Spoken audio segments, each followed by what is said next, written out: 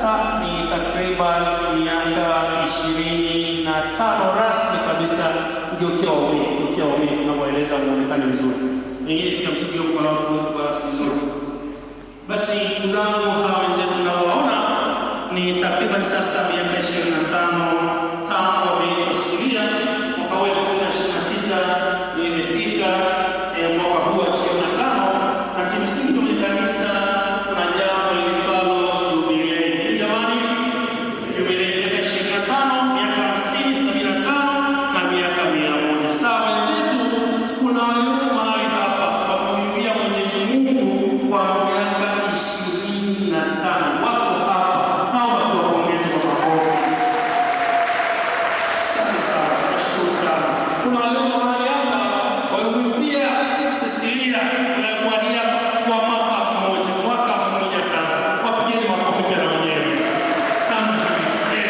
Mwaka mmoja na miaka 25. Basi wapendwa, leo hii rasmi kabisa wanazindua mwaka wao wa jubilei kubwa sana. Watafanya mengi hapa kanisani na pia nje ya kanisa. Basi tunakuja pia kwetu, naomba pia tuwaombee kwa vizuri kabisa na kuzidi pia kuwaombea. Mungu azidi pia kuwapa umoja, shetani pia akae mbali, sababu shetani anaweza pia kwaya, hakuna kwaya. Sababu yeye pia kwa mwimbaji kwa mbinguni. Wewe ukisikia kwaya inaimba anapenda, akiingia kazi yake pia sio kuunga kazi ya kuimba. Ufanyaje?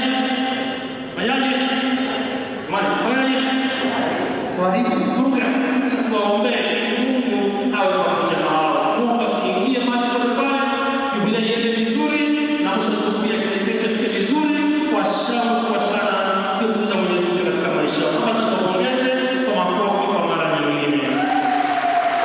Basi sasa tuongee tarehe kwanza na sala yetu. Sala ya jubilei ya miaka 25 ya kwaya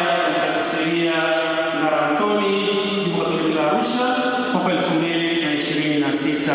Tusali kwa pamoja. Baba wa mbinguni, tusimame usafiri sawa. Baba wa mbinguni,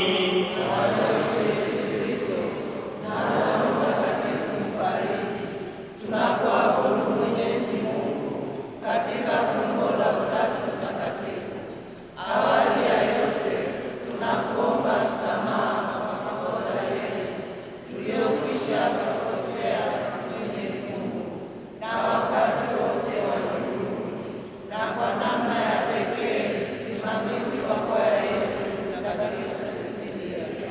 Mwenyezi Mungu, ili kupendeza kumwita Mtakatifu Cecilia kuja kwako mbinguni kwa ajili ya fadhili yake ya usafi wa moyo na kwa kushika kikamilifu amri zake zote, na hivyo ukamfanya kuwa mwimbaji mkuu na maarufu huko mbinguni. Mwenyezi Mungu, hata katika mapokeo ya Kristo umemfanya Mtakatifu Cecilia aweze kuheshimiwa sana kama mlinzi na msimamizi